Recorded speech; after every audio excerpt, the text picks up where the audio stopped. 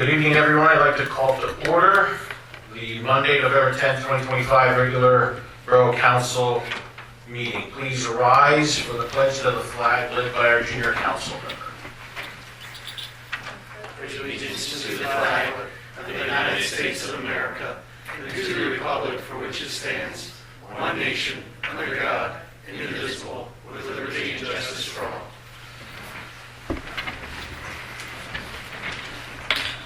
Manager Flynn, can you please call roll?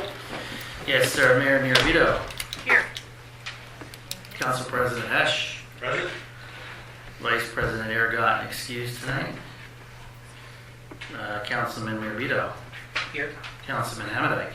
Present. Councilman Lysecki. Present. Councilwoman Angst. Absent. Absent. Councilman Bullsnake. Here. Junior Councilperson Wolfhard. Present. Manager Flynn is present. Solicitor Armstrong. We have Solicitor Colby Grimm tonight.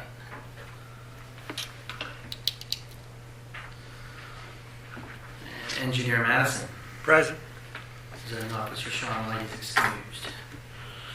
All right, Brad, thank you. All right, before we get into courtesy of the floor, we got a number of announcements that we have to get through.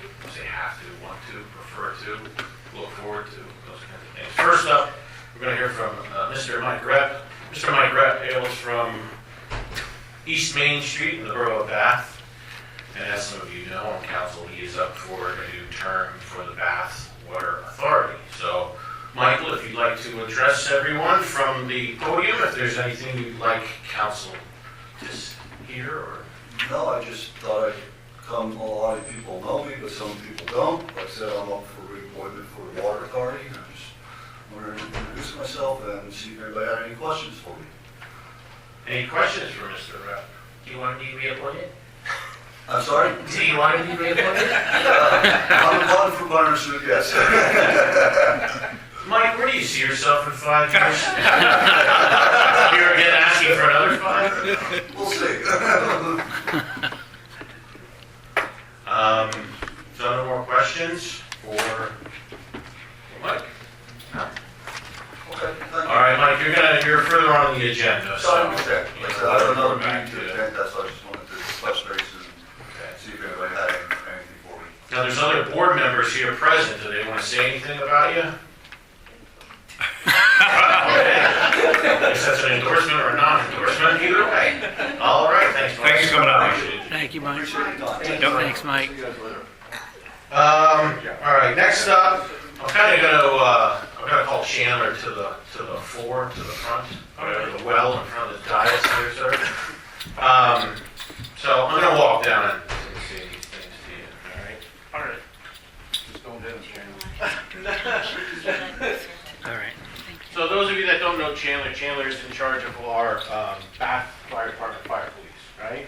Chandler's very reliable. We call him for any need, anything we want or desire in regards to traffic direction on the thoroughfares of Bath. Yep. Yes, and beyond. Yep. So we want to thank the Bath Fire Department and Bath Fire Police. Fire police. Right. For everything you did for us during Old Home Weekend this year. It helped, everything seemed to flow, everybody was happy, you took a lot of stress off of me and the entire committee, so we can't thank you enough for that, all right? All right. We thank you for now serving on the Old Home Week Committee. We look forward to your innovative ideas, Chandler, and all the good things you're going to bring, all right? All right. So we wanted to present you a check for $200 Okay. for Bath Fire Police. Okay. Use it wisely, All right. all right? All right. Thank you very much, Thank Chandler. you.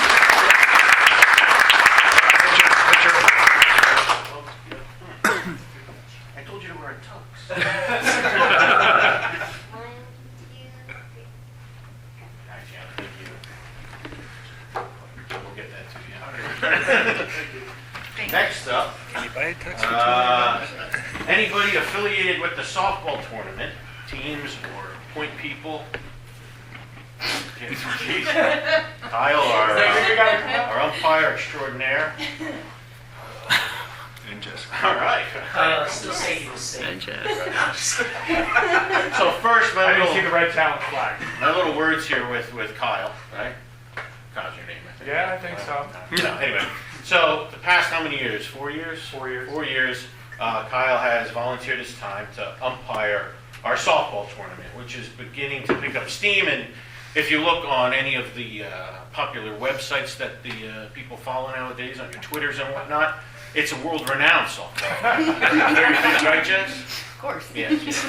So, but anyway, Kyle was part of that, and Jess from the get-go, to really make this a cool community thing that we do every year. So, all the teams register. It's a $100 registration fee, and each team, the borough collects that money, and then we cut a check to Kyle to send it to Bath Allen Youth Association or Club. So we always hear a lot of things in town. Oh, what's for the kids? What can we do for the kids? One of the things we've got to remember and we can't forget is we do have gentlemen such as this and all the contacts that he has in all the youth sports that are available. So I guess I'm asking you to remember him, remember them and everything they provide, and can you give us a little information of the sports you offer and things like that? So at Bath Allen Youth Club, we offer baseball and we offer basketball. We are in talks to possibly do field hockey at Bath Allen because right now it's an independent association with no affiliation to any of the youth clubs, and we do have the space at the Howard Town Park to be able to utilize for that. Checks like this and donations for the past 3 years, we have made signups free for all T-ball and grasshopper kids. So anyone under the age of 8, it is 100% free signups. The only thing you have to put down is a snack stand deposit that you get back after you work it. So little things like this cover the cost of the t-shirts and the hats that the kids get to keep, cover the cost of the balls, and any extra stuff that we need for the field, whether it's a new pitcher's mound, rubber, or any new bases, lime, and quick dry stuff like that. So any little bit helps. So I know the $400 goes towards that, and actually there are other businesses in Bath that do help us also, that do like a dine and donate for us, and we put that out on social media, so when you see that, please go and do the dine and donate, because 10% of all proceeds then go back to our organization for that sort of stuff. Very good. Awesome. Thank you, Kyle. Thank you for everything you do. Thank you, Kyle. This year's winner of the tournament was Keystone Cement. It's the first time they entered, and they won right out of the gate. So next year it'll be what's your match? Red You Wolf. guys got it. Yes. Red Wolf's taking it next year. Eventually you have to. So Kyle, here's a $400 check for Bath Allen Youth Club. All right. On behalf of the borough, and not just the borough, but all the Thank teams you. that I appreciate picture here.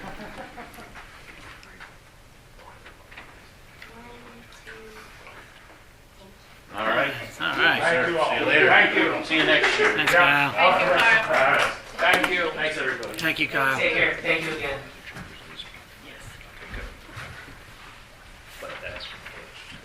All right, now that we're through with that, I can finally sing my Christmas carols I've been practicing. All right, moving on. Before we get to courtesy of the floor, I am going to kind of switch things up. Now, I know Tony's chomping at the bit because he probably has to get back up to the fire department, correct? We'll let you go, all right? Now, we're going to let the state police do their report, and then we'll get into courtesy of the floor for everybody else. Does that make you feel good, Tony? Yeah, it does. All right, can you come to the, you're welcome. Can you please come to the podium, state your name, address, who you represent, your affiliation with the Borough of Bath? You're a hell of a neighbor, I'll tell you. Tony Kowalski, liaison for the Bath Fire Department. October 2025, we had a total of 33 calls, and our total for the year now is at 357. Wow. And if you guys have any other questions, like the Santa Run, that's December 13th from 9 till 12. I don't have. When is it? When is it? December 13th. 13th, Saturday. 9 to 12. Any questions for the fire department? No? Looks like you're doing a good job. Thanks, man. Thanks, Tony. Can you please extend my thanks to the department for being out on trick or treat night, please? Will do. Thank you. All right, up next, I don't know if Steve, ESP's going to need help. Gentlemen, troopers, you want to feed, you want to explain what they're doing? This is Lieutenant Troutman, my main contact at State Police, along with Corporal, Sergeant. I just don't know my stripes. Come on. Definitely sorry. So what are they going to do? presentation. Okay, well, what's the talk about? 2025 Tell recap. you. No, I know, but I thought you were gonna do a nice lead up and then, No, I let them speak. a warm introduction for him. I'm actually probably going to have to stand over on this side so my clicker can reach and get around. So, for those of you that don't know me, I'm Lieutenant Jason Trapman. I'm a station commander down at the PSP Bethlehem Station, which covers Bath Borough. I've been down at the Bethlehem Station for almost 2 years now. I have a little bit over 23 years on the job with state police, all of which, except for about 4 years, were here in Troop M in this area. So this area is home to me. I have a wife and 3 children that I raised in this area. So Troop M is my home. I have no anticipation of going anywhere else until I retire. So with me tonight, I have Sergeant Peter Delgazo. He's one of the 2 patrol sergeants I have at Bethlehem. Sergeant Delgazo is responsible for all of the scheduling of members to ensure adequate zone coverage, court hearings, assignments, patrol zones, and things along those lines. He is my right-hand guy down at the station and make sure everything runs as smoothly as possible. What I'm going to present to you tonight, I try and get around to all of the municipalities and boroughs that we cover on a full-time basis and give them a year breakdown. So where do we stand right now as opposed to where we stood at this time last year? Call volume, traffic enforcement, criminal enforcement, incidents that pertain to the borough, and things along those lines. And then I open it up, of course, first to council and then to the floor to see if there's any questions or follow-ups that I might be able to answer for you. So, PSP tips, this is the way that we request that information gets shared with us. There's a Facebook page, there's a Twitter page, there's a toll-free phone number, there's an email. Keep in mind for PSP tips, all of that stuff goes out to Harrisburg. And then Harrisburg has to decipher it, see where it belongs, and they need to try and get it to the troop that it belongs to. I would suggest for you here in the borough, if there's something that specifically pertains to your borough, call down to our station direct.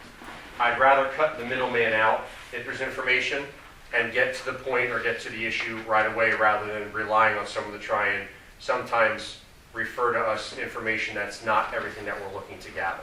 So I'll give you all that contact information at the very end, but I just wanted to put that up there right now. The calls for service, and this is specific to Bath Borough. So January 1st through September 30th, our calls for service for Bethlehem Station. Last year we did over 15,000 calls. This year we're about 13,000. We're about 7% less than last year. Specific to Bath Borough, of those total calls in those 9 months, 728 last year were in Bath Borough. This year, 796 calls we responded to in Bath Borough. So far this year, up to September 30th. October stats are not completed yet, so I'm still waiting on that. That's why they're not included. Traffic enforcement. So traffic enforcement down at the bottom is what I would direct you to. It's the comparison from year to year. So the number of crashes remain pretty much the same, 60 crashes up until this point. And those crashes are not just reportable.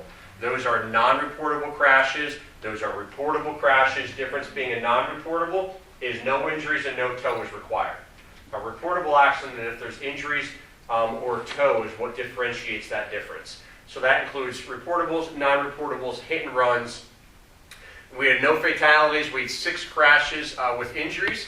We investigated and made arrests on 4 of those were DUI crashes. 12 hit and run crashes. We've issued so far 61 citations for traffic enforcement and 18 warnings. Crime data. So Bath Borough down at the bottom again in comparison to obviously the state, the troop, the station in general, and then Bath Borough criminal investigations so far this year. We've had 59.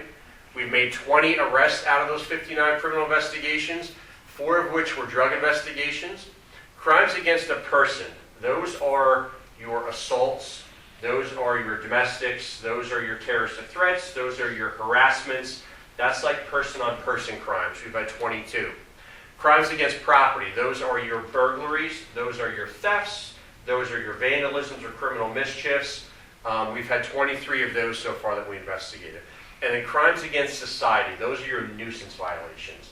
Those are your chronic alarms that are always, majority of the time, false fault. We're consistently going to those. Those are your public drunkenness citations that we issued. Those are your disorderly conduct citations that we issued. Those are like scattering rubbish, things along those lines. Those are quality of life nuisance type of violations that we enforce that are state laws. This is one of the news releases that we had. This is from August. This is from the stabbing that we had down at the Fox. It was called in as a shots fired call. It ended up being that there was not a gunshot victim at the scene, but it ended up being assault stabbing.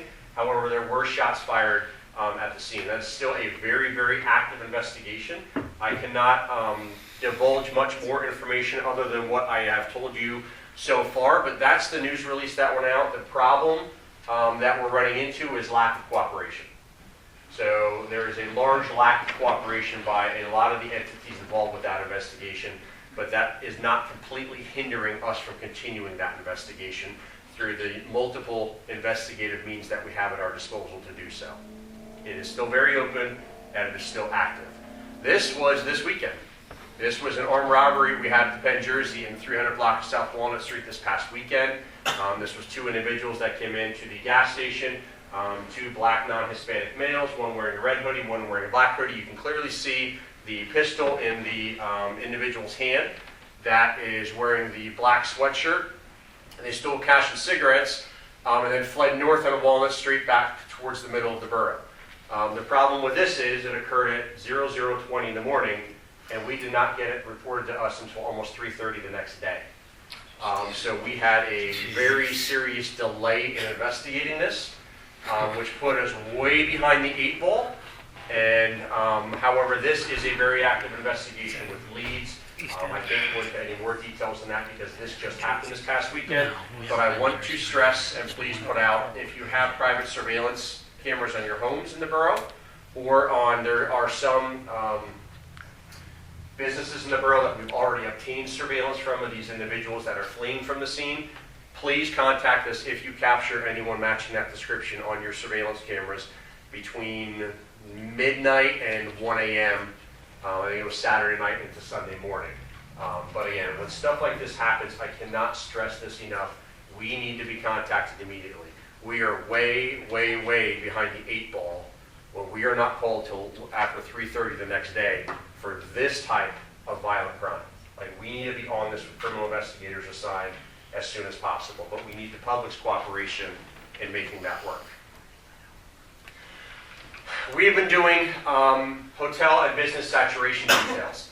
So we have partnered up with the City of Bethlehem Police Department, our Vice Narcotics Unit, their Vice Narcotics Unit, and the DEA. We have been doing numerous saturation details in the area of Airport Road, Catasauqua Road, the shopping plazas, and Bath Borough in order to combat the number of drug calls, the number of DUI drug arrests, and the number of wanted individuals that we have been arresting in that area. So we have done 3 so far this year. I believe they are not announced, but we coordinated them with the City of Bethlehem. So far, those details have resulted in 3 retail theft felony arrests. We've encountered 15 wanted individuals that we've taken into custody. We've made 3 DUI arrests, 15 unrelated drug arrests, mostly cocaine, crack, meth, and fentanyl. We've seized 4 firearms. That firearm with those bullets there is one of the firearms that we seized as a result of a traffic stop on one of those details. And we've issued over 82 traffic citations. So we are out there engaging in proactive enforcement. We are using our neighboring resources such as other entities and agencies to assist us in that, because folks, crime doesn't have borders. Like, it does not have borders. Just because something happens in Bath doesn't mean it's not going to happen in Moore Township. And just because something happens in Moore Township doesn't mean it's not going to happen in Lehigh Township or come down into Bath. So we try partnering as much as possible to make a cooperative effort to combating these issues as much as we possibly can. There was an email I got from some individuals in the borough regarding cameras.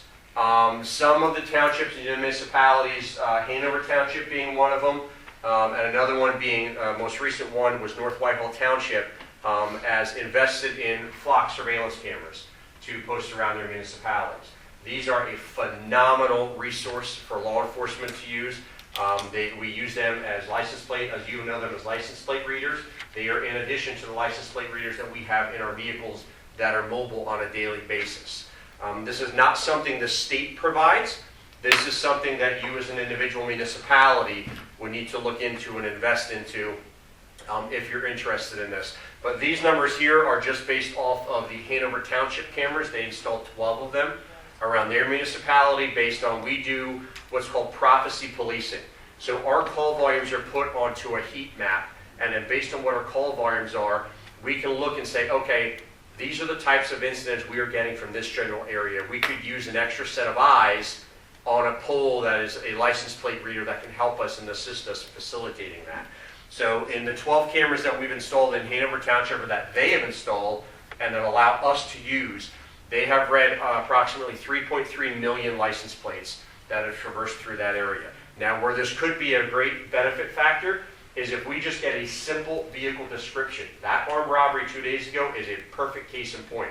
If somebody's door cam captures them getting into a vehicle, but we can't get a license plate, but we can see that it is a silver Ford F-150, we can put the description alone, silver Ford F-150, into the flock camera system, and we can do search parameters on a day between a 3-hour time frame for every silver Ford F-150 that goes through that zone of influence to bring us back a license plate. At that point, we would then have our criminal investigators do some digging and some legwork to say, hey, is there a bumper sticker or is there a sticker in the rear windshield of that vehicle fleeing with the actors in it that matches any one of these vehicles that the flock cameras have picked up, and we can sort of run with it in that direction. So it has been a phenomenal resource for our patrol units and our crime units to further investigative crimes. What they don't do, they don't run license plates and look for and give tickets for expired inspections or registrations or speeding. What they're programmed to alert us for is exactly what's up there right now. Stolen vehicles, stolen license plates, wanted felons, sex offenders, individuals that you and I don't want to be parked beside or sitting beside in a restaurant that really should be in handcuffs. That's what we're being alerted for. But again, that is something that you would have to pursue as a municipality. That's not something that the state police installed, but we use it greatly. This is an example of a camera hit. We were doing a saturation detail with the city of Bethlehem. One of the Hanover Township cameras hit on a registration that came back to a wanted felon. That vehicle was encountered. Probable cause was developed to do the traffic stop. It ended up being that the individual that was the wanted felon was in the vehicle, but secondary to that, the passenger in the vehicle gave a fake name and date of birth. He was also wanted. Thirdly to that is upon a search warrant of the vehicle, all of those items were seized out of the vehicle. 2 stolen handguns, the amount of drugs up there, and the amount of cash. So again, that is proactive enforcement that my guys and gals are out there engaging in order to make quality of life better for everyone around us. Here's another one, stolen vehicle. That's the plate that got hit on. There was a stolen vehicle on a stolen car out of Connecticut. The plate was stolen out of Bethel City. Vehicle was stolen out of Connecticut. Pursuit ensued. Pit maneuver was done on the vehicle, and we ended up getting the vehicle in custody as well as the individual that was driving the vehicle. Here's another one. It was a license plate on a camera hit for a stolen plate on a stolen vehicle out of New Jersey. The individuals in the vehicle were in a multi-state ring of using fraudulent EBT cards to go to Walmart to basically steal baby formula to facilitate their drug habits. And we encountered that vehicle after a flock hit, and it was about to go into the Target parking lot and probably conduct another theft using fake EBT cards in the Target down in Hanover Township. But that's the type of stuff we're using these cameras for. A big issue we had this past summer was unsanctioned car meets. These are the meets where we have the souped up Hondas and the souped up vehicles that are meeting in mass, like 15, 100, 150 of them, and they're gathering in industrial parking lots after hours. And how do we combat that? We get a lot of questions about no trespassing signs. A lot of individuals, a lot of entities, a lot of businesses have the little red and white signs that just say no trespassing. Technically, by case law, that's not enforceable for us, all right? Case law says it has to say not just no trespassing, but it also has to say violators must be prosecuted.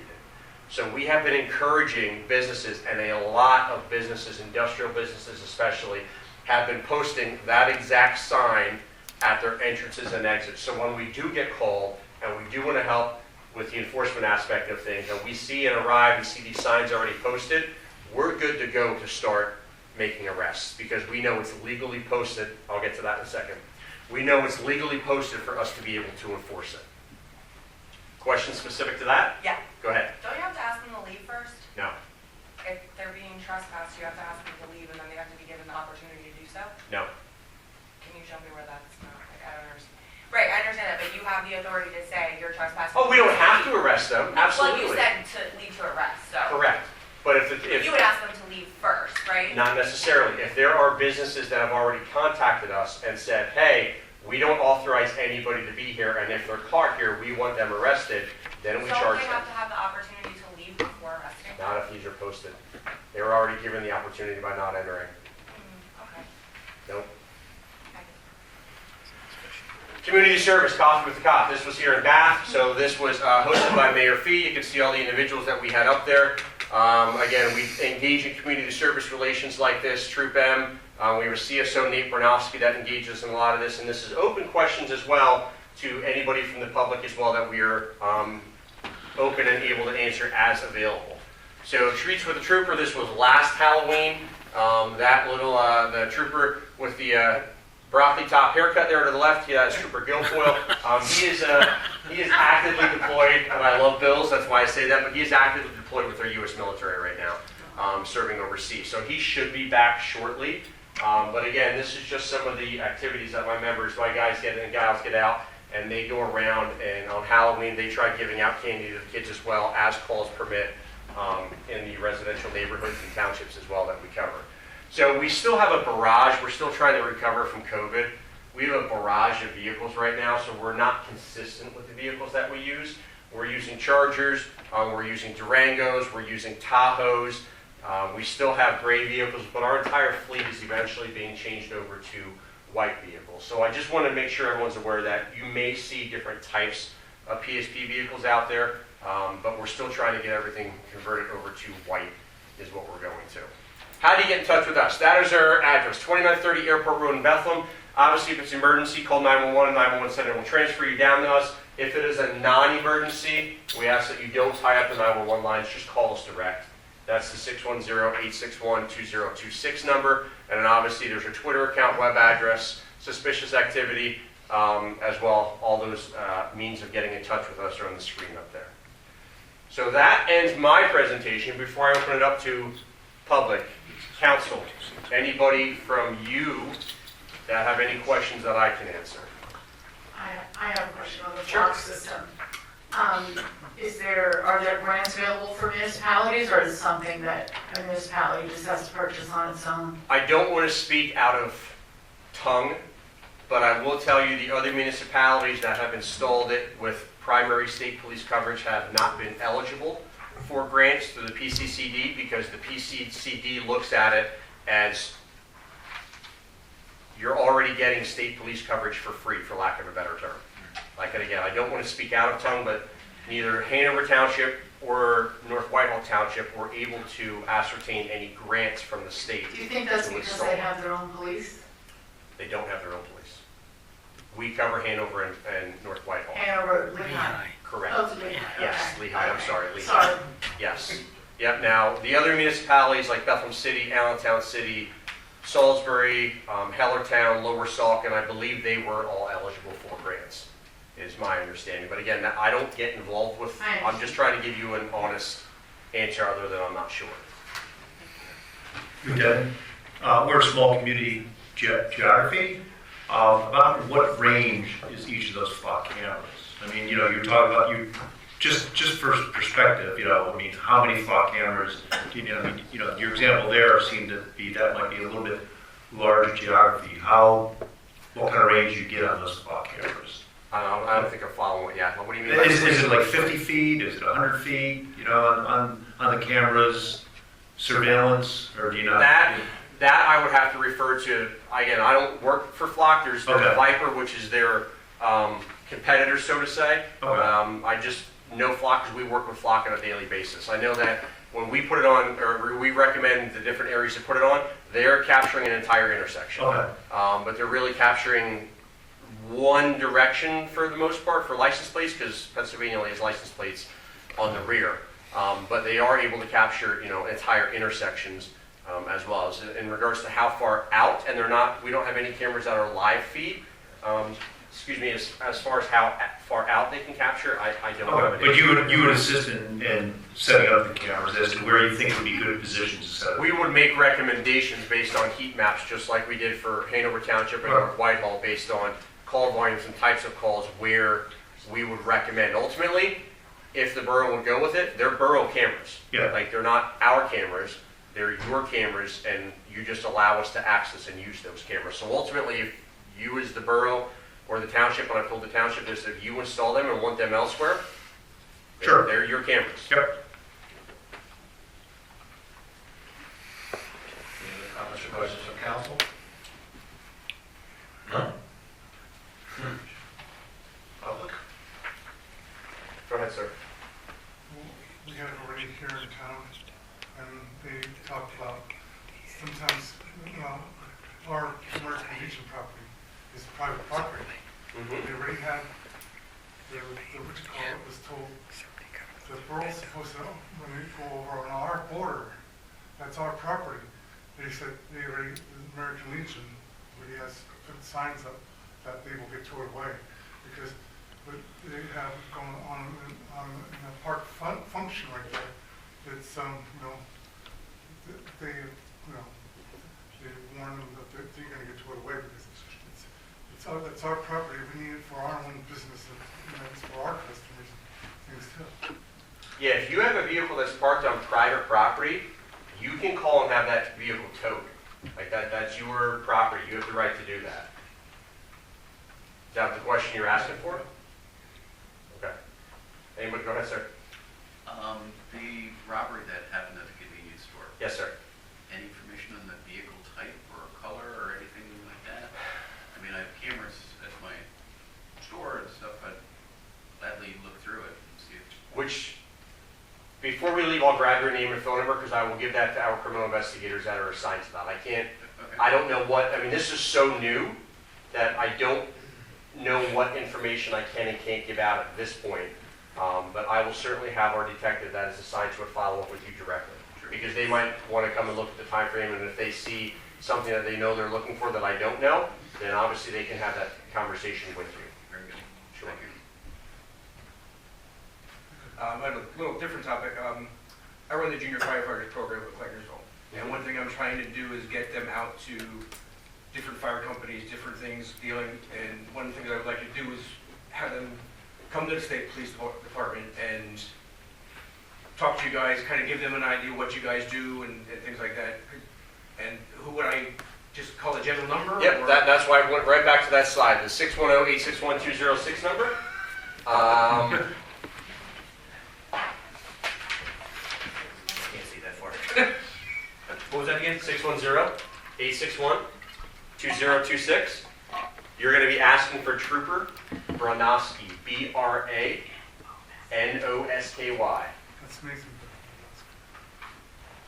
I think I've spoken to him on something else before. Thank you. Yep. Another thing, I now live in a high rise, and I'm the one, usually when these guys show up, I'm the one I go to people, I'm on the site, I'm at the right place at the right time. This so happens that ambulance gets called, or we have already falling alarms with it. No, I'm the one that can wait for the fire department. The house and, they look up, that, I make sure everybody's all right. And people ask me, what's going on with the elevator? And I said, when some alarms sound, the elevators get knocked out of commission. I said, that I'm the one that's got to, wait for you guys. Yeah, we appreciate your help. We appreciate anyone that can direct us when we get there. So, because usually, I said, for insurance purposes, we got to wait till these guys show up. Yep.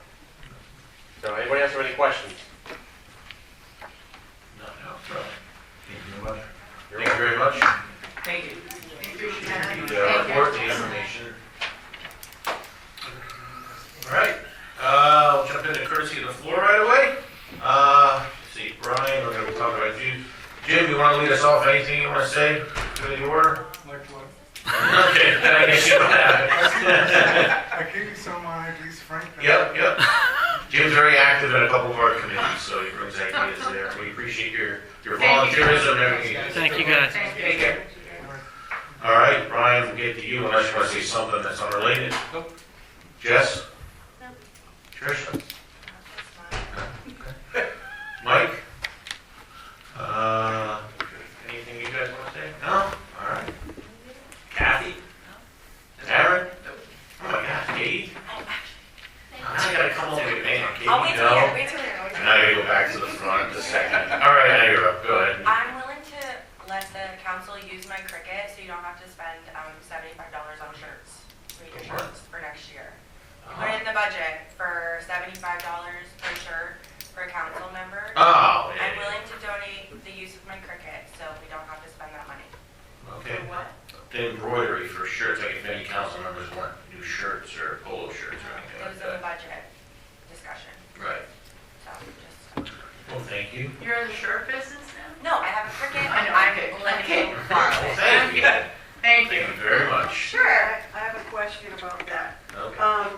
It doesn't embroider though, it just, Do you need? I'll embroider if you want. I'll learn how to do it. okay, so just to confirm, the Cricut does not do You any need an touch. embroidered shirt? Is that a requirement? That's the discussion that we had, yes. I'll learn. You would need a big embroidery machine. Okay. I would need a machine to do 10 shirts. You don't think I could do it by hand, please? Maybe. Definitely. Well, thank you for your offer. Well, she is very crafty, so yeah. She paints good bricks. Cardboard in Really nature. good one too. No, I'm just kidding. Oh, boy. All right, moving on. Any other comments? No? Okay. Oh, Savannah, sorry. Savannah, did you have anything? Go ahead, Doug, yes.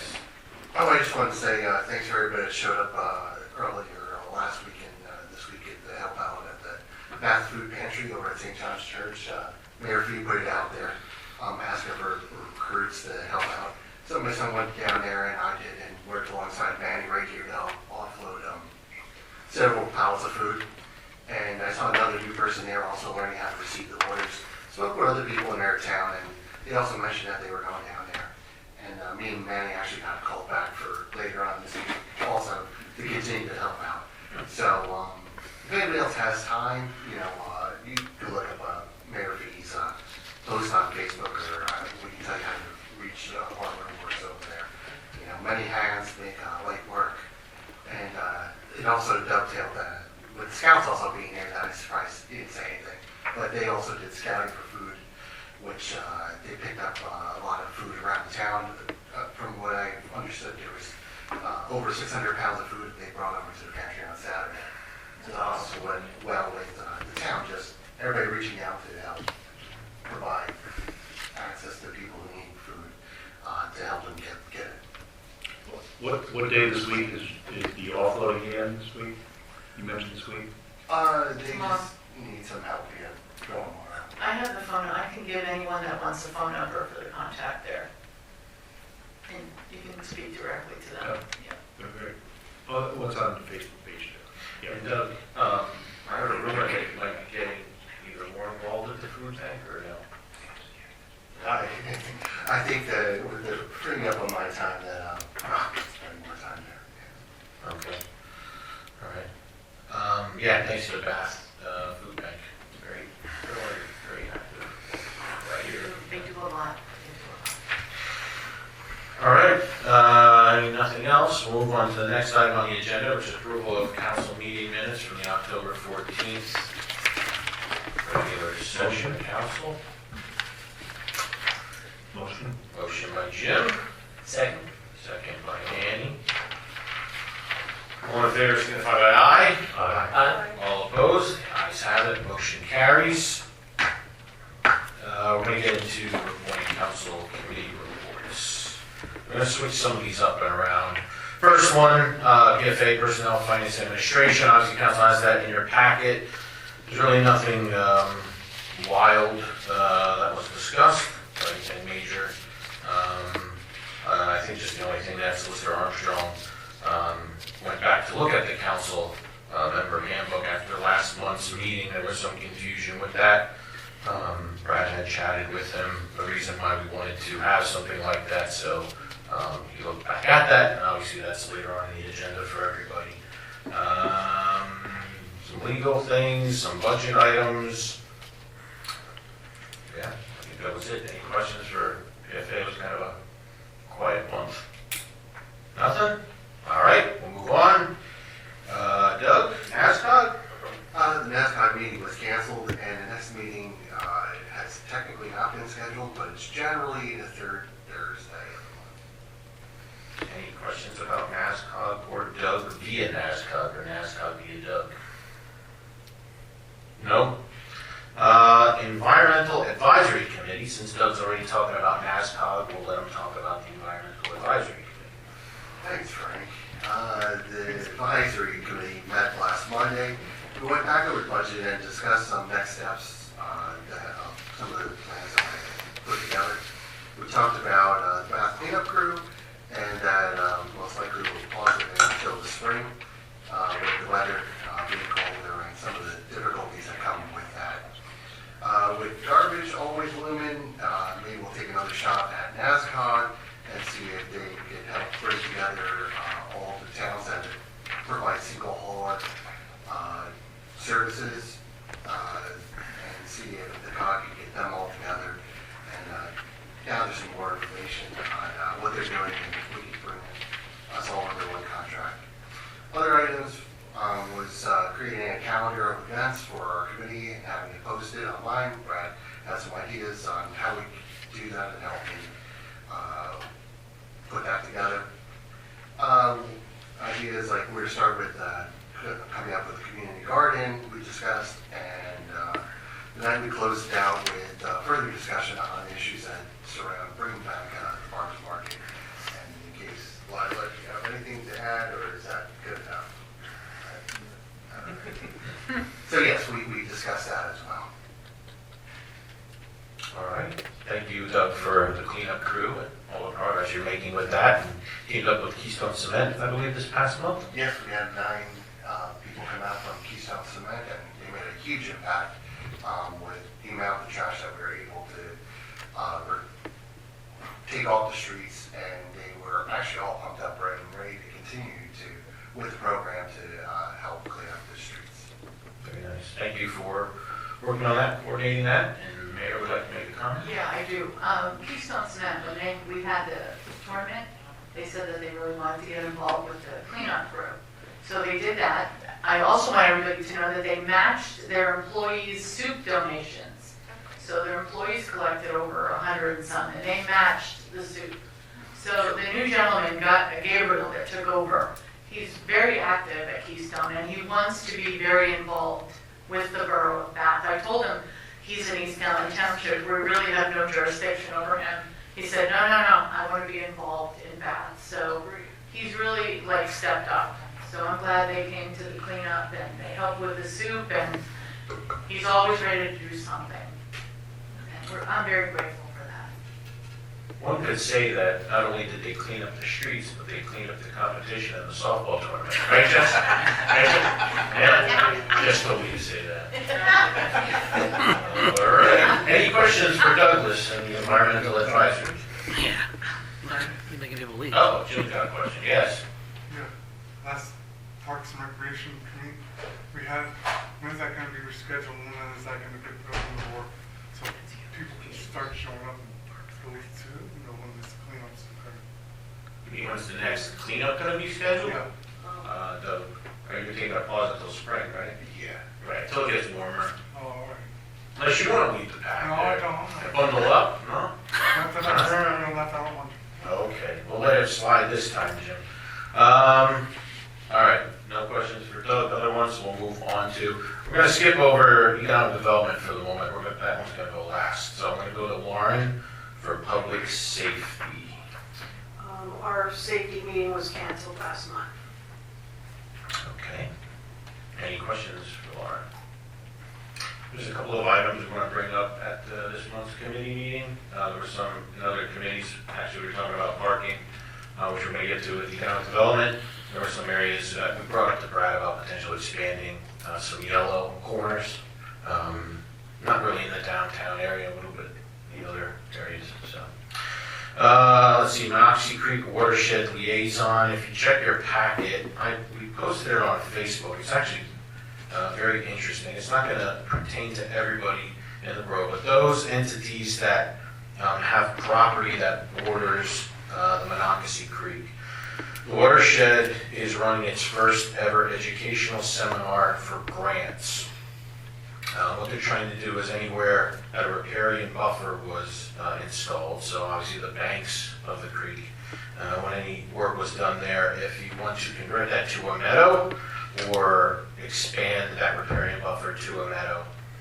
I know it's all technical talk, right? Okay. This Wednesday, November 12th at 6 o'clock at the Village Mill in Bethlehem. Even if you just want to go and learn some stuff, it definitely will be worth that. So see the Monocacy Creek Watershed's Facebook page, or you can go to the Borough Facebook page. We did share it. There's a little QR code there, and you can register. I don't think it's mandatory, but like anything, it's probably appreciated. So they know how many people are coming. Questions about the creek? I don't know what the temperature of it is today. I didn't have time to check it, but it is flowing down the street nicely. Okay. Parks and Rec, we'll get in the direction of Councilman Lysecki to give us a riveting report. Parks and Rec had our meeting on November 3rd. The packet, the information, meeting minutes are in your packet. One item that occurred after the meeting on November the 4th was that myself, Mayor Fee, and Manager Brad met with Greater Lehigh Valley Chamber of Commerce to discuss some ideas for planning the 2026 Spuds and Spurs. We told them that we thought there needed to be a rebranding, possibly to move the date, gave some other suggestions, and they came back today with an email to the three of us with some of their suggestions. So we will talk about that in the next Parks and Rec meeting and share that with council for December. But a quick review, I thought they had some really good ideas on, well, you know, some of the ideas of what we can do. And we did tell them we're changing from the downtown to Kithcalling Park, and that we'd use the new Friendship stage at 737 Park. Good. Any questions for Jim? Next meeting is Monday, December 1st. Okay. Bath Museum, Sam's not here, but if there's anything really new to report about the museum, this Saturday is their next meeting. It's always the third Saturday of the month, 10 to 2. You can come here and peruse and learn new things about the museum. I know last month they were digging through very old photos that they had in storage to try to find photos of the borough that have long been forgotten or never seen before. All right, the 250 Celebration Committee, America 250. Thank you to those that participated in the parade. Some of you are in this room as we speak, and it was very good. Would you not agree? Oh, it was epic. It was Yeah, it was epic. I mean, we were getting a lot of waves, a lot of salutes and such. It was, What'd you say? It's the highlight of the night. all right, listen, yours too? Yeah. I thought it was That's my right up resume. there at the top. Yeah. So anyway, but no, thanks to the committee for doing that. A couple of things, obviously, bricks. I was going to randomly say the word brick throughout the meeting, but I've already forgotten. But bricks, they're for sale. Please buy bricks to be a part of the history of the borough, but also history of the country for the new trailhead going down the park. They're on sale until the end of this year, and then January, the prices really get jacked up. It's like an extra $5, I think, for a brick or something. So a great gift for your loved one or friend this holiday season. Would you not agree, Jim? Absolutely. Thank you. Lauren and I have been in discussion with the monument rock that Lauren has donated to the borough. So we're making progress on that. Hopefully the December and January meeting will have more to report with that. The committee meets Trista, what's the day we meet every month? That's right, at 6:30, right here in Borough Hall. So if you're bored, anybody's welcome to participate. You don't have to be on a committee or be on council. It's open to the whole public. Third Tuesday. So, one other thing. Oh, yes, we're going to have a golf tournament coming up. Darren, when's the golf tournament? All right, April next year it is. I think it's like April 27th or something like that. Is it the 27th? So April of next year, those golfers in the audience that want to participate, it's going to be a fundraising drive up at Whitetail. Information will be coming out very, very soon. Committee's focused on obviously covering our expenses. I know there's some stuff council budgeted for next year in regards to engineering and all those kind of processes. But bricks, right, Lauren? Bricks? Yeah, Bricks. What's the price one? Do you know off the top of your head? $50. Or 2 for 90. Yeah, okay, there you go. See, all right. Okay, next took it anyway. So, any questions about bricks? I'm buying you one more. All right. Now we're going to get into community economic development. Bradford, if you wouldn't mind, please work in the So I'll ask everyone to bear with me for a moment. One of the things that each committee had different tasks assigned for strategic planning for this year. One of the items that community economic development had was identifying parking areas. New bridge. Before we get into that, while Brad's warming up the computer, please go to Google Maps. Google Maps, Brad, thank you. We had the final numbers for Old Home Week 2025. So, brought in $3,500. Expenses were $82.41. So total expenses after everything, the sponsors was $47, $41, $44. So thank you to all the sponsors and everybody that helped with that. All right. So just bear with me here. We're going to kind of go through this and then we can address anything at the end. Obviously, parking is a grave concern in this borough, as we all know, if we've ever lived, worked, or driven through. Council in your packet has a list. You're going to see in the first part of the list are areas that the committee identified. Now, I will preface all this. I don't think there's going to be anything really new information that those in the audience or those sitting up at the dais, what? You threw me off. That there's nothing new or new discovery development. We all know the borough and the area very well, but what we wanted to do is formally identify these areas instead of just bringing it up in conversation. We also get in on the second page of easements that were discussed in the past or potentially in the future, and then areas that the committee looked at to consider for parking, or obviously may have come up in previous conversations, but either were looked at in the past or not recommended currently. With all of these areas, I guess we would say there's a couple of things. Obviously, with our MS4 situation, if we can identify any new parking areas that would allow better water absorption where applicable, that would help the borough in the fees related to that. Back in 2017, there was the Lehigh Valley Planning Commission study, which I don't even know, can you bring that up? You have it in the packet. So 2017, Lehigh Valley Planning Commission did a study, and it looked at the parking situation in the borough and the traffic and everything. And I encourage those listening to reference that in your free time. And in there, I think you might just have to Google search it, Brad. Is it there? Yeah. So if you want to scroll down to, I didn't identify the page, but no, there's not that many pages. It gets into the numbers of how, back in 2017, parking and traffic and how it's being utilized. So keep going down. Okay. It wasn't nice there. Keep going, you're getting close. Keep going. Looks like an LVC. It is. It is. It's like a cheap knockoff version. Right. And engineering, feel free to interject at any time. You're missing it. There we go. There's what we're going to look at. So, Brad, you want to read over what that says for those that can't see it?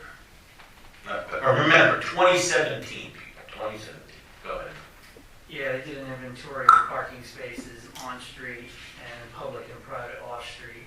And this is just showing the different times of day that they did their calculations, what was actually in use.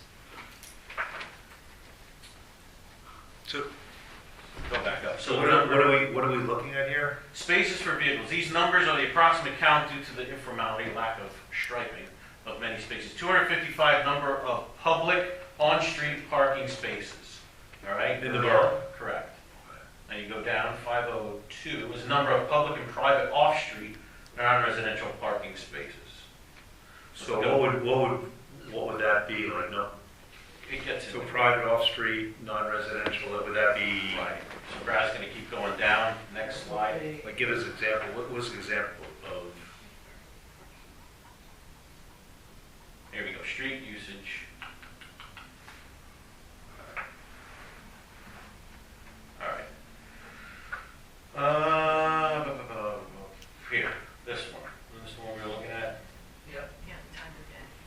So the different, I'm sorry if people can't hear you, Brad. I don't know if you can, is your microphone working? You want to just read off what it's saying?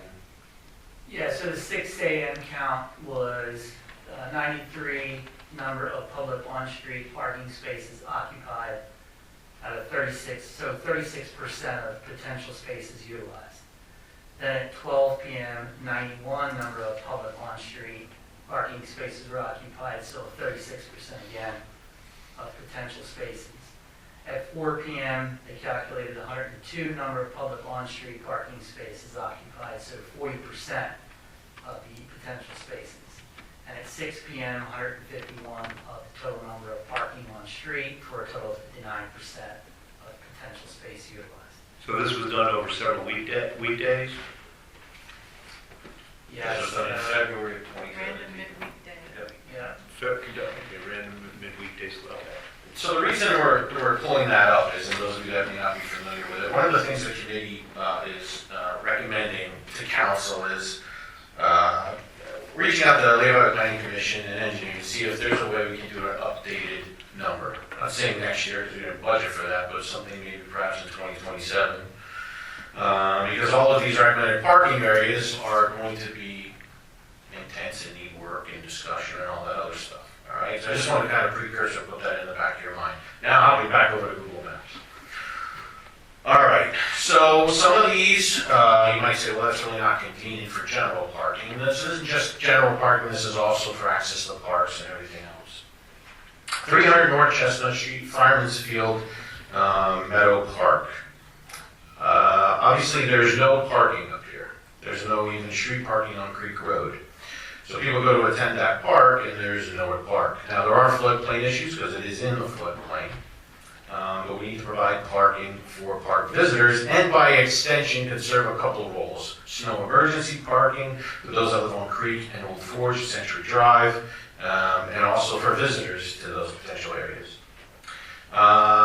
So definitely not only parking for the general public, but also for access to the park. And we can come back to these. I'm just going to go through the list. 252 North Chestnut Street, otherwise known as Paul Park. All right. So looking at the area north of the park, where the road dead ends of Friendship Lane and south of Paul Park. Okay. Parking lot would allow additional parking for Paul Park. You wouldn't just have street parking in that little stone area, which is now paved, I believe. Parking lot would also allow additional parking for the larger park in general, and could serve as general parking for those visiting the apartment building, the homes, and also, you know, Chestnut Street businesses. Again, with all of this stuff, as everybody knows, it's kind of hard to find ideal parking areas and there would be walking involved. This could allow for additional parking in the Borough Avenue area, but there's also floodplain issues that come with this. Most of Bath, as engineering would say, is in a floodplain, correct? I believe Ron says that if it was modern times, Bath wouldn't be here because we're so close to the creek. Now, the correct quote is because of the Monocacy Creek being a high-quality stream, under DEP regulations with 300-foot buffers, a great deal of the borough wouldn't be allowed today. Okay. Thank you. Let's hop over to Green Street and Keystone Park at 238 Race Street. Again, this is another park. We do have a parking lot there, but as we know, I think we'll all agree it's kind of small, right? There's a lot of street parking in that area, and looking at a way to add additional parking that would abut Green Street, either head-on or parallel parking. Again, floodplain issues, road access, potential PennDOT line of sight issues as well. Deal Field, rear of 270 Race Street. So those of you may remember, we have ordained a parking area which is right next to the Legion, right in between the Legion and the park itself, which hopefully will be paved in the future. Now, the borough does own a lot of parking there, but as Jim had mentioned, when there's people attending Keystone Park and they're parking there, they are spilling over into the Legion's parking lot, creating some problems. This could allow for additional parking, but also general public parking area for the downtown. Sidewalks would be needed, so there's obviously expenses that would come with that. But I know that was also even a thought to provide parking during all the construction that's going on in the downtown area, because that lot is now consumed with equipment for the new bridge and the 248 realignment. The field adjacent to Ahart's Market at 326 South Walnut Street. Okay, now we know this has been for sale for a while. Obviously, this could provide a lot of general parking in somewhat center part of town, maybe a little south. Significant spaces available. Access would be needed, however, a walkway identified, driveway, and easements and such that would go with that. Now we'll move over to Kiff Callan Field, 1737 Park at 301 Allen Street. Those who have gone there, of all our parks, probably this is the most parking available, and it's all street-based except for the little parcel behind Alexandria Manor. So there's substantial parking options available. In the area near the 250 trailhead, the corner of the park, it could be accessed via roadway or driveway off of Warner Street or Mill Street. The area that borders Allen Street Park side, between the pine trees and Allen Street, could provide some head-on parking. The area that borders Allen Street on the trucking company side that the trucking company owns, I know in the past this was discussed for potential easement. I know Brad had discussions in the past, and I believe council wants to reignite those conversations going forward.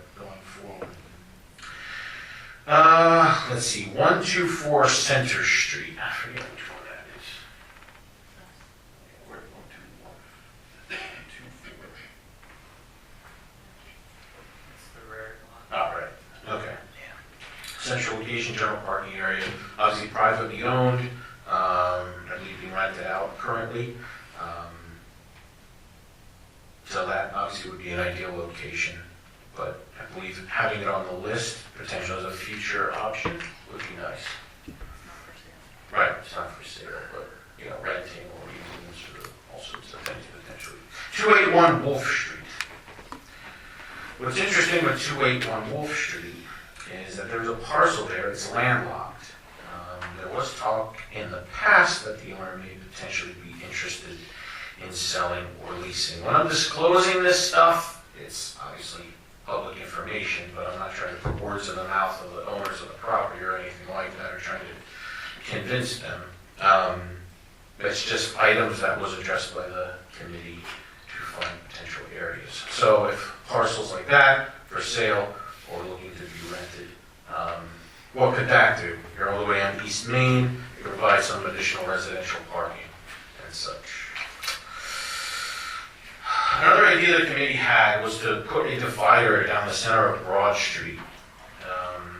This medium would could be a couple of things. It could be additional streetscaping in that area, but identifying the size of Broad Street and provide additional street parking, parallel parking, or slanted head-on parking on Broad Street to provide that additional parking. I'm repeating myself. All right, going into the easements side of things. Easements, shared locations, 219 Mulberry Street. That's the indoor secure self-storage area, which some of us, I know we park on that lot when we go to Keystone Park. The owner is always very nice and generous, and just ask the mayor, let me know if there's an event there, and feel free to park that good thing.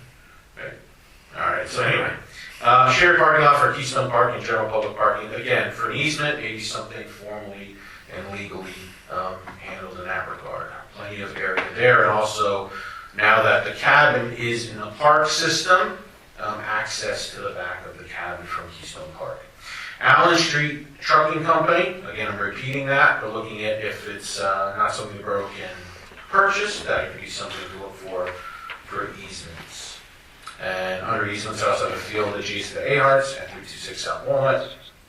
St. John's Church might be a worthwhile conversation to have with the church. I know a lot of us use that parking, and the church is always very nice to allow that. But to have a shared parking lot for access to 1737 Park in Tiff County Field for general public parking, we could look at extending that parking area, or even building a borough parking lot to abut against that. That could potentially look to reduce MS4 fees for the church if there's a shared easement kind of agreement there. All right, since I'm already half asleep, we'll do some last minute things here for considered areas what weren't recommended. There's an area in Old Forge Drive at 411 Old Forge Drive and 227 Old Forge Drive to relieve some of the parking there. That was looked at in the past, but due to an embankment issue, was not followed through on. Lot next to 124 South Walnut Street, I know that's asked frequently of everybody. That's right across the street. Why can't we use that? That is obviously a private lot meant for the apartments in that area.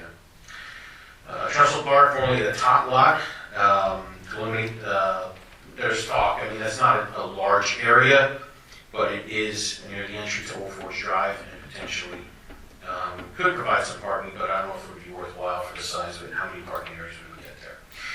Two more, 309 West Main Street, the Pathway Development project, which is up behind the daycare. PennDOT issue, as I know the developers of the Bathwood area were considering that as an access point. PennDOT would not allow, and obviously it's privately owned. And lastly, something that came up was Kime Street, a parking lot in the East Main area behind 424, 420, 416, 410, and 406 East Main. That is school district property, and that is where a retention area is. So even the area that's not the retention pond, obviously for flooding issues and for just general maintenance for that area would not be recommended. Committee also recommended at reevaluating parking meter rates and to, like I said, look to update the 2017 Air Value Planning Commission study. That's the report from Economic Development. If there's any questions, I don't have answers, but feel free to ask them now. That pushes to sleep? All right, perfect. The lights. People are already sleeping. Again, this was just a formal list, so now we have it in writing and council has something to go off of. Are there any questions or comments? What's the next step? Next step would be to have council perhaps discuss this in a workshop meeting to see of which areas they would like to identify and work on going forward. So that definitely could be like the first workshop of, I would say, next year, because we won't have one in December. I thought there was a bi-monthly meeting. Monthly in December. There is, but Yeah. So I would say probably get the budget done and then get the early part of next year. It's still part of it. There's a workshop. But good question. Thank you. February. They should have been done this week. Anything else? No? Okay.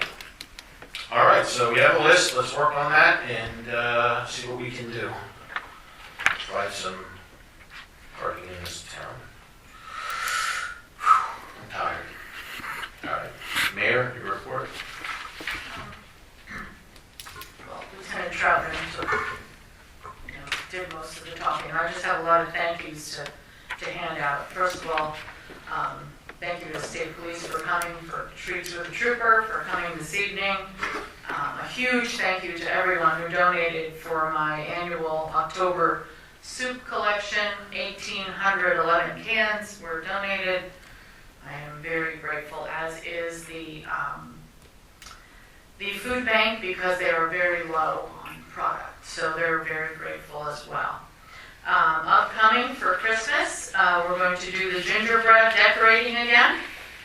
Friday, December 19th from 6 to 8. I do need people to register, so I know how many little gingerbread men to order, so we can decorate them. Is there an age restriction? Yeah. Not over 40. No, I don't care who's not. No, it's for children up to 12 years old, but, you know, if you want to register and come decorate a gingerbread, do it. That's okay. And a reminder about the tree lighting, November 30th at 6 o'clock. We are now allowing people to bring their own fire pits. The fire chief has told me he is going to give anyone that brings a fire pit a fire extinguisher as a little gift. Is it charged? Bring charged to get that. Yeah, yeah. The Boy Scouts that are here in the audience that are wonderful, they help me every year distribute my cookies and hot chocolate. They are going to be in the snack stand providing other things as well. The Girl Scouts will be offering some sweets as well. The horse and carriage rides are back, and she has extended my time until 8 o'clock, so it's 5 to 8, and I'm very happy about that. And let's see, what else is happening? I want to get a chestnut roaster so we can have roasted chestnuts. I have exhausted myself today calling everybody I know. Tristan. If I can learn how to do it. Darren, Tristan and Darren. I got one. You got one? I got one. Really? Yep. I think I have two. Wow. Yep. Really? Yes. Did you roast them? I sure will. Oh my God, I'm so excited. Wait a minute. You got one or two roasters or one or two chestnuts? Let's not go there. Roasters, right? So, all kidding aside, I will call and see if I can get chestnuts. A few cases. Look, you're making things happen at the Borough Council. I have a few squirrels in the yard and get some chestnuts for you. I just want it to be, and I also wanted to get an ice rink, but that's not working. Anyway, I'm looking forward to the tree lighting. The honoree this year is Dan Spangler from Spangler Law, and it's all going to be held at Kip County, as I mentioned, and I think that's all I have. I think piggybacking off of your tree situation, I know a number of residents asked, are you going to still illuminate the tree down at the Okay. park? But we're not, because Can you please put this on the front page in bold print? We cannot decorate the tree because there is no electric to the tree or to the clock. I wouldn't say none, intermittent. There's none, Frank. Intermittent? Because the clock goes on and Because off. of the construction going on, they have disconnected the power source. So we cannot decorate the tree. I would have loved to decorate the tree and have the tree at Kif Cowling, but we can't do the big tree. So the tree will be at Kif Cowling. I think that's all I have. Anybody have anything? Get a potted tree. I want to get a potted tree and perhaps plant it at Kif Cowling, because if this goes well this year, I'd like to keep it at Kif Cowling. Does that have to go through engineering if you planted it? Oh my God. Does it? All right. Any questions for the mayor? Yes, dear. So the tree lighting will be at Kip Callan. Tree lighting is at Kif Cowling, November 30th at 6 o'clock. Horse and carriage starts at 5. Yes, Jim? Weather-wise, gotta look at things weather-wise. Oh, sure, rain or shine. Oh, rain or shine, yeah. Or snow. Rain Or snow. Mm, Maybe if it That might snows, matter. it'll be nice. Yeah. Yeah. It's getting cold. So, yeah. Oh, and Senator Miller's coming, and Tom Giovanni, but he lost, but that's okay, he's still coming. We're going to be selling bricks there. We're selling bricks. Bricks will be on site. Usually I don't like to have sales there because Yeah. it's a Christmas thing, but this is Thanks for bending the rules. No, this is a borough thing, and we have to We need promote. bricks. And everyone wants a brick for Christmas. Yeah. Yes, and back to the, let me Better say, than one cold. last thing I Better have. than cold. I am collecting non-perishable food items for the school district, for their pantries. So if you're coming to the tree lighting, please bring like a box of cereal, or peanut butter and jelly, or something like that. We'll be collecting that there as well. We had some residents that won awards at Northampton County. Do you remember who they were? And their Oh, yes, names? I gave them the awards. Yeah, Yes. do you remember all of them? Oh, I do. Could you tell us? Absolutely. You? Mary Ann Millicent, I chose as volunteer, outstanding volunteer. Chandler Beakey was outstanding emergency personnel. Outstanding youth was our council, junior council member, Lila Goldfarb. And I had one more, Paul Haldeman, veteran. Those are the 4 I chose. And I will do it again next year because they told me I was one of the first ones to submit. So I'm very happy about that. Well, thank you for highlighting that. All of them bring in They- added value to our borough. They bring a huge value, and I was very proud of all of them, and I'm glad that their families came to see them be recognized in the pouring rain. But it was a nice day, really was. So, All right. thank you for reminding me. Yeah. Any other questions for the mayor? Oh, Jim's got another one. Yes, I Jen. just want to wish everybody a happy Veterans Day tomorrow. Thank you. Thank you, Jim. Thank you. That's You're very here. nice. I second your comment. All right. Public safety reports, numbers in your packet. By the way, I think I want to banish the words in your packet at future council meetings. It is here. Anyway, EMC, Brad, anything to report? Or I should say Brad or Lauren, sorry, emergency management coordinator. Just that we did receive that letter for Mr. Light to serve as an administrator to Lou for EMC stuff. Okay, all right. Do we do any planning with Lou getting into the winter months? I mean, he's a professional in that, so I don't know if there's any meetings you guys have or discussion. No, just wait for hopefully nothing to happen. You know what I mean. I don't mean like that. I don't want anything to happen, but I know you already have it worked out. All right, zoning officer, code enforcement, and permits, always an exciting topic. Brad, anything you want to update? Just the zoning hearing board matter at 202 North Walnut. That'll be executive session discussion as well for litigation. Okay. When's the hearing? December. Parking enforcement program. People are parking, meters are collecting, things are being enforced. Any questions about the parking enforcement program, otherwise known as PEP? All right, hearing none. Borough administration reports. Borough Engineer Madison. We filed our third quarter engineers report last month. Be happy to answer any questions if none has filed. Thank you, Ron. I think we're finishing stuff for the end of the year. We have some projects on board beginning of next year, and looking forward to all that. Thanks for your help this year, Ron, and your team with everything. We randomly throw things your way as well. Thank you for taking care of that. Sure. Public Works, truck was delivered today. I'll let Brad do this whole thing about Public Works. Yeah, so Public Works finished all the road projects for the year. I think they still want to do some crack sealing over here at Shamoski, Craig, and some of the side streets here. We did get delivery of the new Mack truck that came today.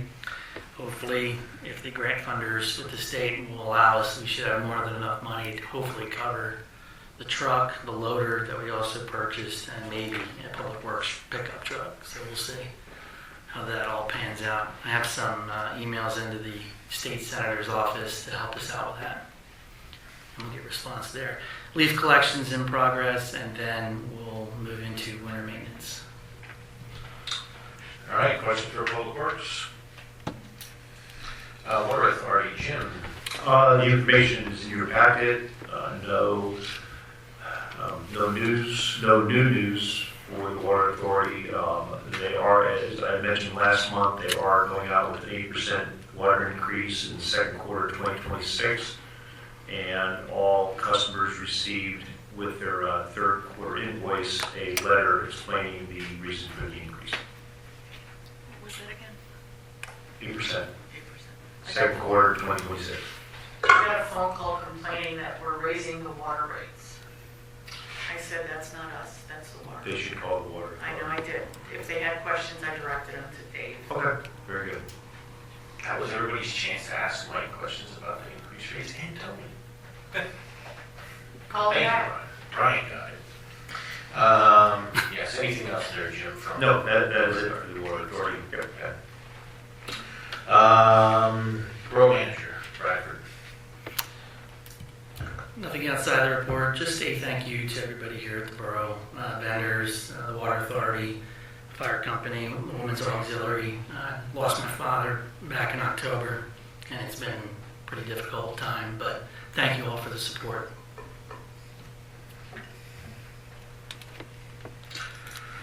Treasury report. Any questions from council on the numbers for that?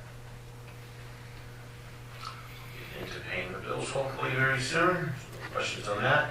Borough Solicitor, Pat is not here, but Colby is here in his stead, who also fills in as our Planning Commission Solicitor, so thank you, Colby. Where's many minutes? Rick, what would you like to say? I have nothing specific. I only have the items that will be in executive session. All right, any questions for Attorney Grimm? All right, moving on. Bath Planning Commission meeting minutes were in our packet. The July 21st ones, I enjoyed reading them so much. I read them about 3 or 4 times. I mean, those motions, that font, all that business was just fantastic. Very riveting. So any questions or comments on the Planning Commission meeting minutes? I think that's how thoroughly where there's no questions. All right, President's comments. Oh boy. Actually, I had that for the clock, but we already talked about the clock. So, in the audience is Mr. Brian Radcliffe, who is the commander, right? Commander of the Bath Legion, Post 470. I'm just doing my intro for you. But anyway, if everybody remembers last month we talked about, started the discussion about hometown heroes, the banners. Council did discuss a little bit. Brian wanted to come today to answer any questions or further the conversation. If I can recap, at the October meeting, Council, I would say, we didn't formally vote on it, is in favor of it. I think our discussion was location. Everybody wanted to do that. There was some talk about street posts or the telephone poles, and there was some talk about in the parks. Brian wants to see if we can get any agreement on some stuff with that as far as location goes, so that he can look to begin to sell these in 2026. So, I don't know, Brian, maybe if you want to go up to the podium. Sure, I guess if you're going to make me. My first question to you, Brian, do you roughly know the price that these are going to be? $180. 180. Yes. All right. I thought it was something like that, but then somewhere 320 jumped into my head. Well, I don't know. Just maybe 320. So a couple of things I was thinking about, because I go back and forth in my mind, and Brian had a meeting with Brad and I. Hey, you laugh. A lot of things go on in my mind. So we had a discussion, and Brian brought up, well, hey, how about maybe in the parks? And I know that was some interest in some council members. And I actually kind of like that. But then thinking through some of that, I was thinking on the vandalism standpoint of that. Obviously, it can be vandalized on the telephone poles as well. But what, and I know this may not have to be a deep discussion, but have you heard of any that are vandalized in other towns, and then who covers them and all that other stuff? I know No, I haven't heard anything like that. and I think they're pretty much left untouched, especially if they're up high on a telephone pole. Who's going to reach them? Right. So, since our meeting that I had with you and Brad, I did have a discussion with the sales rep from the company that's making them. Okay. I did tell him about our discussion about the telephone pole versus A park? Another pole. the lighting pole that we possibly talk about putting through the walkways in the park that they had. Okay. His recommendation that if you do the decorative light poles, it would have to be smaller banners because of the size and the weight that you don't damage the light poles. Okay.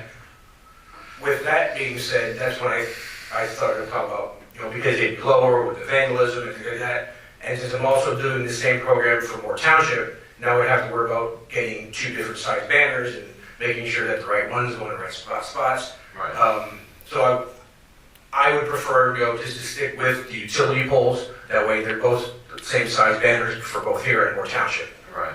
And again, they would be much higher a lot more visible, and I think the damage or the potential risk of vandalism would be much less, as opposed to like the firefighters park, you keep counting for those, but there's no lights or cameras. There's cameras now, but there's lights. My thought too is I was driving around more municipalities looking, as I did in the past, and I'm looking again, and I really do, in my mind, like the sidewalk side, as I think it's really, that's a little flag, it's still on the street side, and I think that looks nice when you see both of them on the same pole. So that's just kind of how I'm thinking and I'm leaning, but I guess I'm looking at some more input from council and thoughts. You had a month to think about it. If there's anything. $180, that's just the cost of the flag. And any brackets? That's total cost, that's the. Okay, so that's total cost, all in, all we have to do is. That includes the shipping and handling from, I believe they're made in Michigan. The brackets are actually local, we can pick them up. There's a warehouse out there behind Iron Pigs Park, so that would be just the banner, the brackets, and shipping and handling for the 180. Do we have any idea what the lifespan of those flags are? Or? They're guaranteed for, I believe, 3 years. Most places I've seen that have had them up for a length of time, they still like in pretty decent shape. So. Okay. Follow up to Jim's question. Lifespan 3 years or longer, like we've seen some of these.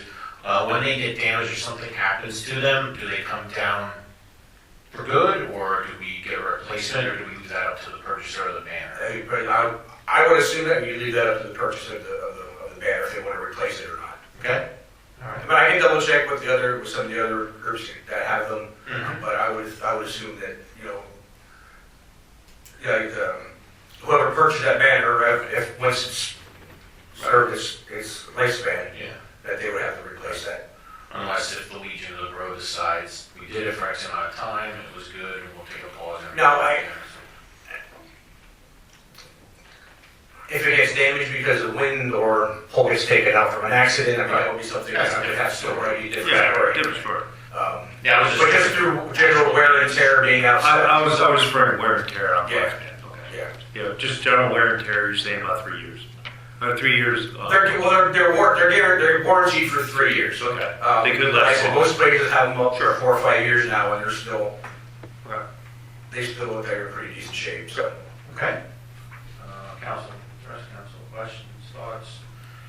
I mean, I know I've gone through some towns and they're real faded. They don't look very nice anymore. I mean, if we're gonna put them up, it's to respect the people that served. I would not want to see them get all ratty and discolored and not looking very nice in respect to that. Right. It's a good comment. I mean, I would think too, maybe we could do like every couple of years, 2-3 years, do an inspection of them and see which ones. Because I agree with you, there are some when you go through some towns that get dirty or they get beat up. But it's up to the owners that would want to be replaced, correct? Right, we can probably inspect them. We can inspect them and make the recommendation. Okay. I just want to make sure that we're doing the inspections, they don't come back and say, okay, when are you going to do the replacement? Right. No, I wouldn't think that people would think that, but it would be a good idea to look at them. Do an annual inspection. Reach out to the people that purchased them and see if they would want to replace them. That's right. Yeah, and again, the Legion, we're not doing this as any type of fundraiser. That 180 covers all the costs, so it's not like we're making money on this on our end. That $180, that's the cost of the banners for everything. Yep. So. Now, Brian, have you identified holes yet? I think Brad said you started that inventory process. I didn't yet, no, because I know he had said that they keep, and Meta, whichever you guys have, they need a list of all the poles and things like that, but we were waiting to find out from the council, do they want to designate like specific streets, or somebody lives on Penn Street, they want to put one on there, if they have a pole that they're a veteran, could they put it at their house? Somebody lives on Old Forge, can they put it on their house? And I think that's where, before we start, and then Brad had said, well, maybe let's do it like in small blocks at a time. We'll do these 100 poles, we sell those, we'll move to the next session. So that's one of the discussions that the council was supposed to take up as far as how they wanted to handle that. I know I actually have, because it's been advertised, and I actually have started selling them. Well, I know people have come up to me like, hey, thanks for approving that. And I'm like, well, we did approve it. I'm like, we didn't say it. And obviously, I realized with all the construction and the headaches that's going on down at that end, that end of the town would be off limits for now. I don't know how long it's supposed to take, 2 years? Probably 10. But yeah, 10 years. Thank PennDOT for all the work they're doing, but they're busy. Yeah. Wouldn't we want to have them on specific streets? You know, Yeah, such as like Main Street, Chestnut. Most municipalities. I'm thinking maybe like a 3-street, 4-street area where Like most municipalities we're getting do a have lot that. of, we're getting a lot of foot traffic, Right. a lot of traffic coming through. Right. But I know like Lehigh Township, the guy who gave me, they have the main streets designated, but they also allow somebody who lives off one of the side streets, if they live there and they've lived their entire life, you know, they're allowed to put one there. Interesting. And Northampton, I think, is the same thing. They have them scattered through town for those people that live there. Okay. But your main ones, I would definitely say yes, designate, you know, Main Street and 512 for your primary ones, and then, but also allow people, like I said, they live on Penn Street or they live on Pine Street or whatever, that live there.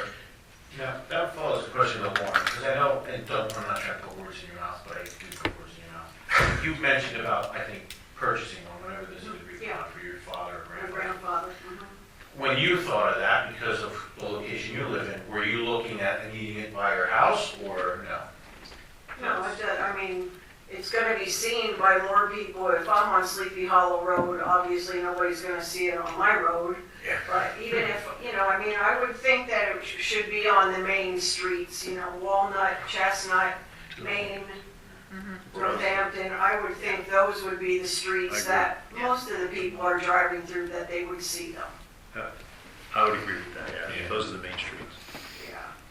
I do have a question, Brian. If you said you're selling them already, how do I get a form? Can we put it on the borough site so people know they can go there for it? I do have forms available at the Legion. They're outside the front door. And then the other thing I had asked Brad Remaining if we could put applications here and put them at the Moore Township offices as well, and also on the website, the web pages as well. So I do have a couple forms with me for tonight. But like I said, as long as the borough is okay with it, put applications here, you know, on the borough website, say to the Moore Township and their website, and then at the Legion and both the Legion and the bowling alley, I'll have applications available from there as well. Put it in this.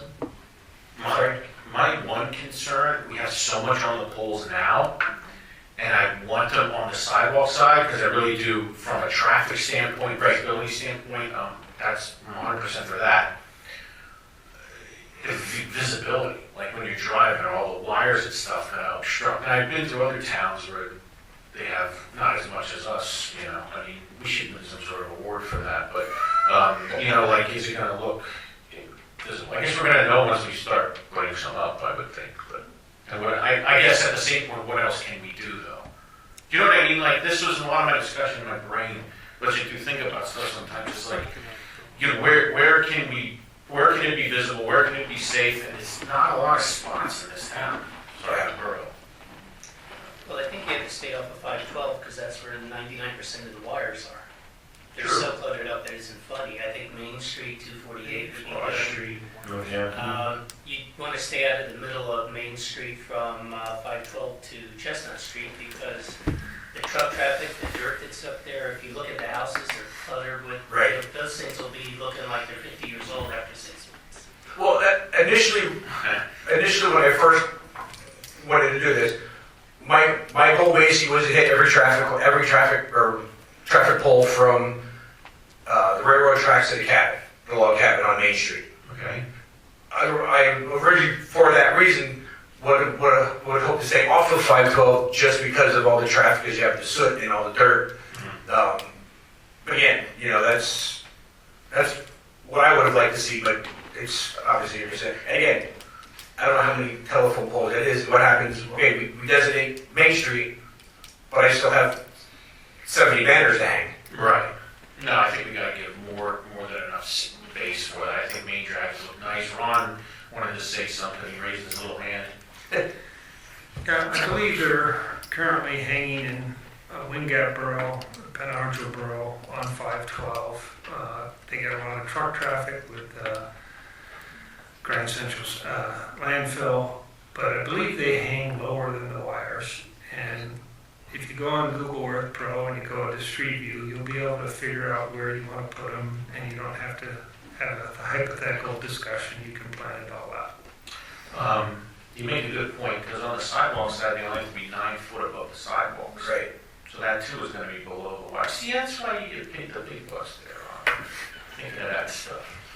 Well, Benton Borough has them too. Yep. Yes, you do. And by doing it, we're not going to be hanging anything in the winter time anyway, so that's it. My goal is to get as many up before the 4th of July 250 celebration. So that gives us plenty of time, like Brad said, to go through the town and look at the poll and this one will work, this one will work, this one will work. If there are like intersections where it's just cluttered with wire, we'll stay away from those poles, but we can use all these, we can designate all these other poles for.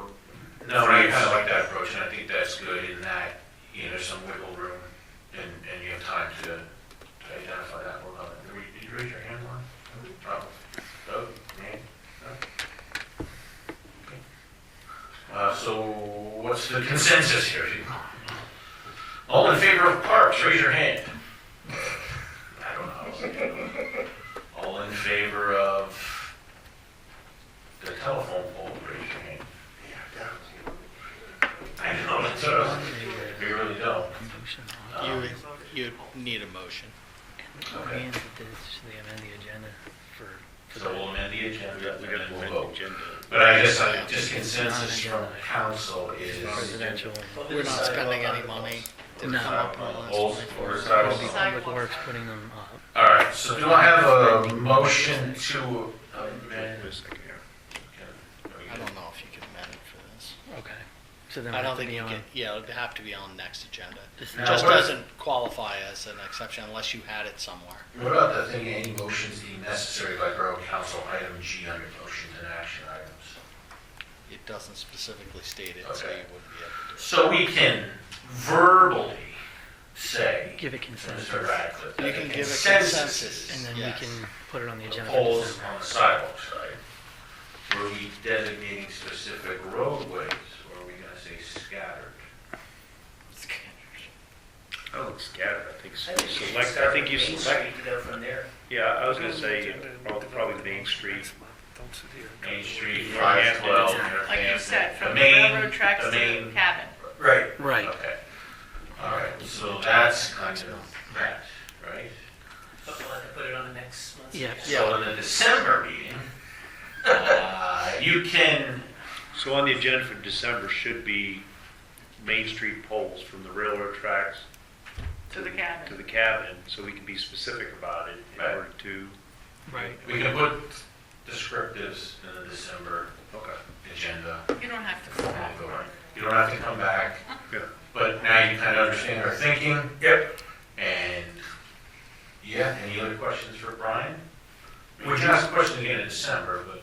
Would you allow for the variances, like I said, if somebody lives on, like, Penn Street or Broad Street? I mean, you would designate, obviously, the main roads, but if somebody, Right. most people probably wouldn't care as long as they're up. I would probably say right now the main roads just for uniformity, Okay. and then see how that goes. I'm sure you're gonna sell them all, and then we can talk about. Can we do the main road, and then as we get an applicant asking about a different road, then we can discuss it? And as a, like, an individual basis. Yes. Yes. Yeah, I think that's fair, yeah. Okay. Now, would that have to go, I say, I get a couple of each ones that are scattered, would that have to go through each council meeting individually, or? I think right now I would just say the main roads. Potentially in the future, you might have other locations, but if you buy the one now, we're not gonna be moving your bear. If you wanna wait to see if there's anything in the future, right? If not, I think people are gonna. I just think that it's also a kind of a selling point, because I know my neighbor would probably want it outside. But then also on the other side of that, you get somebody, two people on the same place, then what do you do? Yeah. So, I mean, at least if you don't allow it at this point, then, you at least have a guideline to go on. But once we start allowing that, then it changes the entire ballgame. But I do see it as a great selling point that people would want it there. Sure. So, Well, we should have the opportunity to review it because, as you said, there might be a couple people that I want that pole. Right. How's Moore Township handling it? Are they letting people pick poles? They're basically doing the same thing. They're going to do the two main. So they're not even letting people? Well, no, but they will. Like exceptions? Yeah. Somebody really specifically wants in front of their house. Right. I mean, I'd be all right with that, I guess. I would Yeah, like but- a uniformity of it. My parents live on Yost Road, and I grew up, and Mhm. I want to put I want to put my dad's and mine At Yost Road. on Yost Road, right in the corner of their yard. So I said, like I said, undesignated ones, they are designating like Community Drive and Monocacy Drive, the four main roads. But they are giving the allowances that if somebody lives on Capella Road, and they live on Delps Road, to be able to put them where they live. Okay. All right. All right. You're gonna have, I don't know what, it's not that big a deal to allow that to take place, but I would say first come, first serve. Yeah, oh, So you absolutely. eliminate the arguing, so if you really want something right in front of your house, then buy the thing and let us know right away. I mean, you could put, like, you probably could put, like, they go, you could put two on one side. If we get that, to that point where we have that many, you could always put two on a pole, as long as the lowest one is 9, at least 9 feet. Anyway. Yeah, 9. I don't know, there's Northampton, I know Bangor has, he has 3 or 4 or something. My whole thing is the streetway with the flags, it looks awesome, and Yeah. a lot of people said, please don't Yep. take that away when you do it, so. It's all right, so are we designating areas or are we letting them pick? Well, for right now, just do Main Street, as Yeah. you said, and then if We you, said, yeah. let's say you come back with a handful of people that want to do it, then we'll decide it at that point. Exactly. Does that help you? Yeah. You Just, sure? just do it case by case. Just say main roads, and then if somebody else and they really want, they can come back and make their case to you. Yeah. Okay. Good. Sounds good. All right, Brian, so we'll let you know the formal decision December. Very good. Okay? Thanks for playing the game and playing along with us. Absolutely. Thanks, Brian, for doing this. Thank you. Thank you. Thank you, Brian. Brian, is there any Veterans Day program tomorrow? Most of our guys are golfing. Yeah, most of our guys, I know Moore Township and George Wolf do, Yeah, the school the thing. schools do, but, Yeah. and then we have a Veterans Day luncheon at the Legion, but Okay, nothing, no specific, okay, yeah, 'cause most of our guys are out golfing all day, so. okay. So, speaking of, are you the one running the golf tournament for the, or I'm on the who's? committee. You're on the- I'm on the committee, but Well, make sure we get an application here, because we'll probably get a lot of guys. Yeah, Oh, okay. the Legion, Oh, right, sure. the Legion Okay. has golf, and they must have at least 40, 50 golfers. Right. I know about half, so. Yeah. I mean, the Legion has a golf league that plays at Whitetail on Thursdays. So we need to get them. Manny, can you continue running the agenda?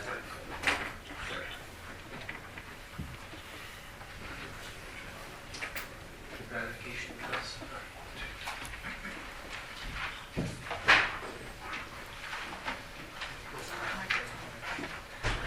It's orders. Okay, you have the bills in front of you for the month. Is there a motion to ratify? Motion? Motion by Jim, Second. second by Lauren. All those in favor signify by saying aye. Aye. Aye. Opposed? Motion carries. 2026 budget. It's a resolution, right?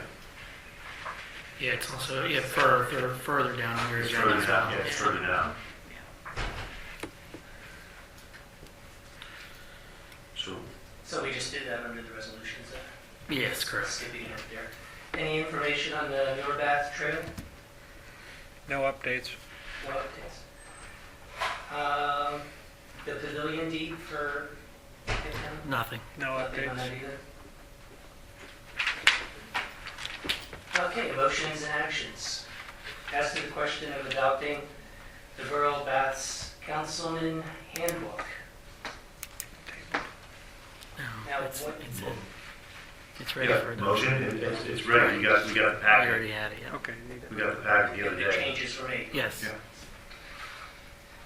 We have a motion, is there a second? Second. Second by Lauren. All those in favor signify by saying aye. Aye. Aye. Opposed? Motion carries. As to the question of entering into an agreement between the Borough of Bath and the Northampton County Tax Collection Committee providing the file storage space. This can be deferred until probably the December meeting. Yeah, don't we have to have some kind of document in place? Yeah. It's still under review with NTC, Northampton County Tax Collection Committee. Good. Okay. As to the question of reappointing Mike Rep to an additional 5-year term to the Bath Borough Authority Board of Directors, as outlined in Mr. Dave Stack's Authority Manager's letter of October 16, 2025. Motion? Motion by Jim, second by Lauren. All those in favor signify by saying aye. Aye. Aye. Opposed? Motion carries. As to the question of authorizing the advertisement of the 2026 Borough Council Board Commissions and Committee schedule of meetings. There's a list of all the meetings. Is there a motion to approve the advertising of it? Motion. Motion by Lauren. Second. Second by Jim. All those in favor signify by saying aye. Aye. Aye. Opposed? Motion carries. As to the question of authorizing the transfer of funds from the borough tax account to the general fund in the amount of $300,000 to pay bills as needed. Is there a motion? Motion. Motion by Lauren. Second. Second by Jim. All those in favor signify by saying aye. Aye. Aye. Those opposed? Motion carries. As to the question of ratifying the transfer of funds from the borough tax account to capital improvement fund in the amount of $535,000 to pay capital improvements and project expenses. Question? The 535, is that for the loader and truck? Okay. Right, we have to front load the cash and then we are on reimbursement. So. Okay, thank you. Any other questions? Is there a motion? Motion? Motion by Jim. Second. Second by Doug. All those in favor signify by saying aye. Aye. Aye. Opposed? Excused. Okay. All right. But you're Motion back. carries. You're back now. Sorry. Okay, it's all yours, Virgie. We'll just eliminate G going forward. It's not necessary. Okay. All right, resolutions, resolution 2025-010, budget resolution. So this will be for the final passage of the budget that was discussed at previous meetings last month. It was advertised, the 2026 budget. Looking for a motion? Motion? Motion without any tax increase to our residents. Right. Second. All right. Motion by Jim, second by Manny. Any questions or comments from council? Brad, do we do roll call or just? No? I think you just vote. All right, all in favor signify by saying aye. Aye. All opposed? Ayes have it, motion carries. 2026 budget is adopted. Hell yeah. Ordinance is tabled, ordinance 000, which is the borough zoning map. Item 18, correspondence forwarded to council via email, none. Our subdivision, none. To exec session, right? Motion for exec session. Motion by Manny. Second. Second by Jim. All in favor, signify by aye. Aye. All opposed? Ayes have it. We'll be back momentarily. All right, motion to come back into regular session. Motion by Jim. 8:15. Second. Second by Manny. All in favor, signify by aye. Aye. All opposed? Is that Ayes Manny have and it. Jim? Manny There's and one Jim. item. Colby, do you want to describe it?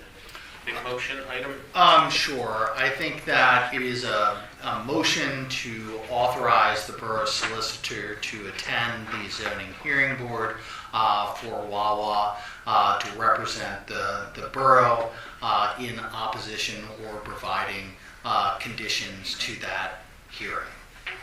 Should we include engineering? And engineering. Thank and you. I apologize. Thank you.